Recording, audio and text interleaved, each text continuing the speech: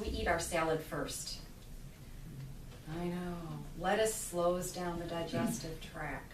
So that means everything that follows lettuce is just slow.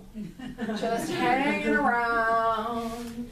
And the body's getting sluggish. So I want you to learn to eat your salad last. They do it in Europe, you know, all those skinny women over there. That's what they eat their lettuce last. Eat your lettuce last. I know, strange thought. And we're all going, great, I just ate my lettuce. I still have some. Anybody want some? So eat your lettuce last. The other thing is women are indoctrinated improperly that I should go out and have a salad. Okay. Would you please eat some protein? Eat your protein first. After you eat the protein, then you can have your vegetable and then finish up with your salad. If you eat that protein first, protein is a very cool beast. It goes in, it calms down your adrenal glands, and then it says to your brain, you know what? Don't send any more food down. I'm good right now. So it has a way of shutting your hunger off. But when you're eating lettuce and vegetables, thinking you need to be a vegetarian or you need to just have just a tiny piece of something, the body's always hungry. It's hungry, it's hungry, it's hungry, it's hungry, it's hungry. So start off with your protein. Eat a big hunk of protein first. I'm not talking about sit down in front of a cow with a fork. I'm talking about eat a decent piece of protein at every meal. Get protein in, whether it's eggs, chicken, fish, beef, buffalo, cheese, some cheese. Cheese you can overdo. But get some in. Get enough protein in where you go, you know, I'm just not hungry. And I've made up my mind to only eat when I'm hungry. Those things help you. It's amazing to see because my husband needs to eat more vegetables. So a little side note is when we go out to eat, I get the 12-ounce steak. I do better and my appetite stays under control with protein. He does better with eating a salad that's like this. So the food runner will come, and it's always a game we play. I have to say, your tip depends on this. Make sure you get it right. And then they start to freak out. It's just a little game I like to play where they start to freak out. Okay, she probably has the salad, but maybe he has the salad, but you know, this is why it's important to eat for your body style. Now, Pat has seen my husband. Marla has seen my husband. Lori has seen my husband. Is he fat? No. He's 6'4", barely 200 pounds, but salad is what keeps him going in vegetables. So this is why it's important to know what is right for you. And I'm telling you, as women, we've been indoctrinated improperly, very improperly.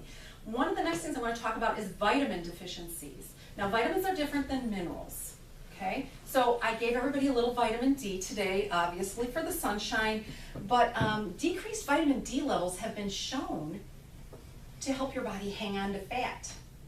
So when your vitamin D levels are a little bit higher, you have less body fat. One of the interesting studies that was just out recently through the Vitamin D Council is that women who had lower vitamin D levels and gave birth to children with low vitamin D levels, those children had a higher propensity to be overweight, diabetic, or Asperger's children. So how important is the vitamin D? Super important. And you know, if we're in those childbearing years and we're choosing, you know, and we're getting pregnant, we better make sure we have enough to give that baby, because guess what? Baby gets everything first. You get what's left over. And if you need a vitamin D level that's, let's just say at 10, and you only have 5, baby gets it all first, and then what happens when there isn't enough even for baby?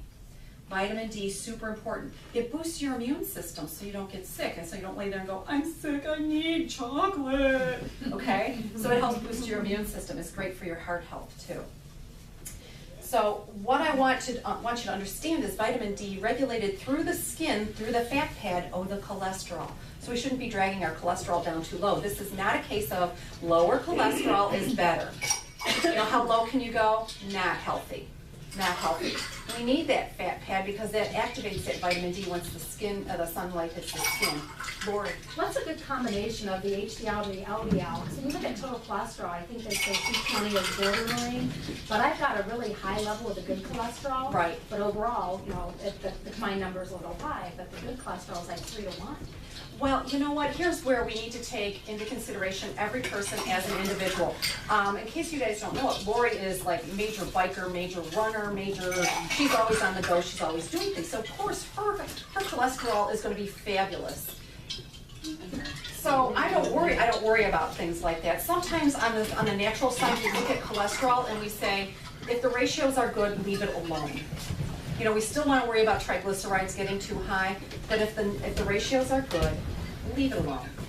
Is that ratio then a 3-to-1 a good ratio of the good cholesterol to the bad? Actually, naturopathically, we use different numbers to figure that out. We use a different formula than they do, and I wouldn't touch anything on you then. I would just leave it alone and let it be. Yeah. Okay, more pasta. Yeah. Pull it up. We got some more. Okay. Some of the other things that people don't take into consideration is things like omega-3 oils. Fish oils, anti-inflammatory, FYI, flax oil is great, but it is not breakdownable by the body, and it cannot be put down the anti-inflammatory path.